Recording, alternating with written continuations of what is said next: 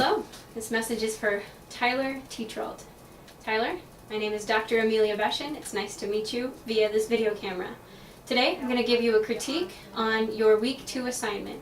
If you recall, your Week 2 assignment was to pretend that you had the 5 people that you interviewed about sustainability in the room with you, and you were to develop an argument and communicate to them why sustainability is important for every global citizen to consider.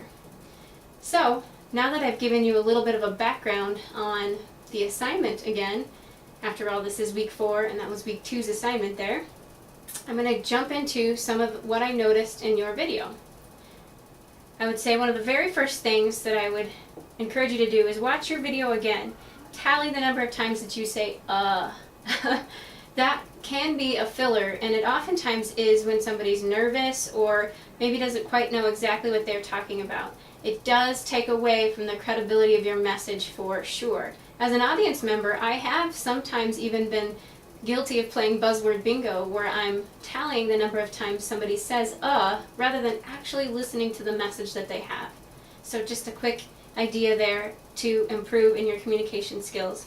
You maintain good eye contact. With that, since I am a person who enjoys eye contact, it was good for me to see that. It engaged me quite a bit. You want to be sure that you research your audience members to make sure that they are all coming from a culture where that is valued, because you do not want to be personally insulted if somebody is not making eye contact back with you. Some cultures think that that is an insult, and so rather than looking you in the eye, they may look down at the corner or something like that. That's not because they do not enjoy your message, it's more so that they respect you as an authority figure on the topic of sustainability. So keep that in mind. Research your audience members, see if they are a group of people that would enjoy eye contact like I did. I noticed also that you fumbled through your words every once in a while.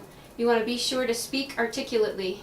Even if you have no idea what you are talking about, which sometimes that does happen, it's okay to stop for a second and say, I'm not as familiar with the ecological impact of sustainability, but what I do know is the business side of things.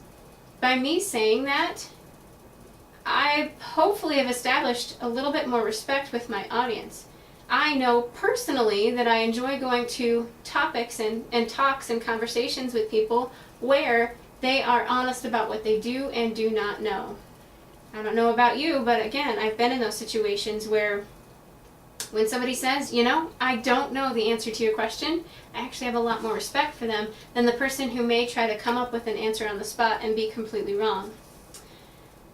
Watch how you play with your hands too. I think you like to use those as a talking tool, which is great, but then it did become a bit of a distraction as I was watching your video throughout.